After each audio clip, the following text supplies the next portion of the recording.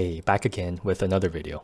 This time I'm building a storage solution for my two drills. I needed a convenient way to store them so that they were always within reach.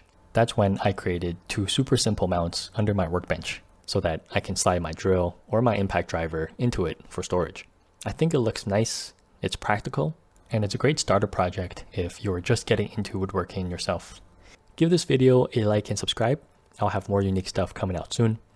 As always, I hope you all enjoy and take parts away from it for your own creative projects.